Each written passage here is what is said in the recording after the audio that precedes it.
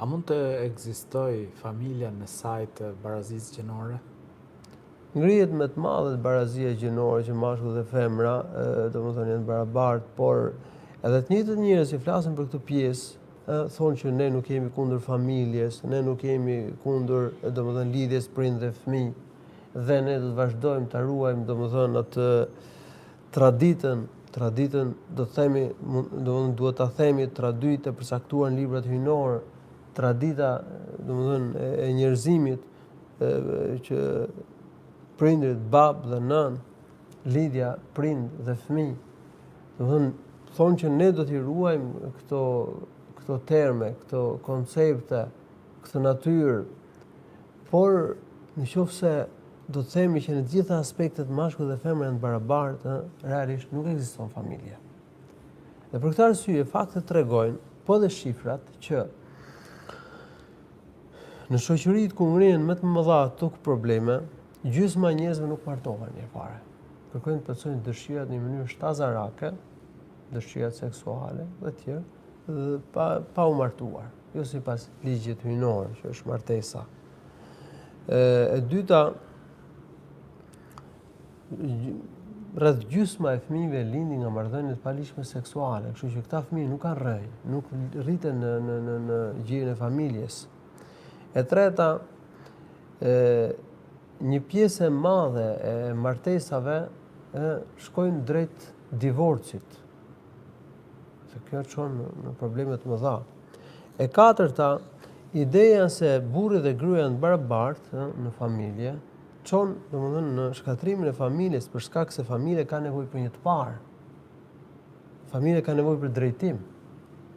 Pretendimi që do ruajmë familjen, vlerat familjare, pa i dhënë të drejtën burrit që të jetë i parë i familjes, është mashtrim. Nuk mund të ekzistojë familja. Duhet ta dinë mirë femrat, sepse besoj se një pjesë e femrave mashtrohen me idenë e barazisë gjinore, sepse është ide mashtruese, të josh barazia gjinore, do të jemi të barabartë me burrat, do fitojmë këtë dhe atë. Kjo është mashtrim. Në shumë shoqëri po e vuajnë këtë. Tashmë ka zëra që po ngrihen, që domethënë po shkatroni, po dëmtoni femrat, po dëmtoni familjen. Në qoftë se familja nuk ka një të parë, nuk mund të ekzistojë. Po jap disa shembuj, domethënë për ta kuptuar më qartë këtë pjesë. Shoqëria nëse nuk ka një të parë, ka një kryetar shteti, do të jetë anarki, do të jetë rrëmuj, nuk ka kush zbaton ligjin, kush merr vendime. Patjetër ka nevojë për një të parë. Dhe anija ka nevojë patjetër për një kapiten. Sepse do e humb orientimin në det, do të mbytet. Dhe makina ka nevojë për një shofer. Kështu që dhe familja patjetër ka nevojë për një të parë. Prandaj Allahu i Lartësuar ka caktuar burrin si të parë. Ka thënë Kur'an, "Er-rijalu qawwamuna 'ala an-nisa". Këtë do ta dinë, domethënë, ka dhe muslimanë që kanë filluar me hujë dyshimet, ka dhe femra muslimane që joshin këto ide të këqija liberale, idetë e feministëve apo feministëve. Allahu na ruaj, që janë në dëm të femrës. Allahu e ka caktuar si përgjegjësi burrit komandimin, drejtimin e familjes. Po kjo nuk do të thotë që burri nuk do këshillohet me gruan. Gruaja ka vendin e saj në familje, ka përgjegjësinë e saj, po burri është i parë i familjes. Dhe burri para se të marrë një vendim do të këshillohet me gruan. Amo ligji hyjnor cakton burrin si të parë, dhe ai ka aftësitë, ka kapacitetin.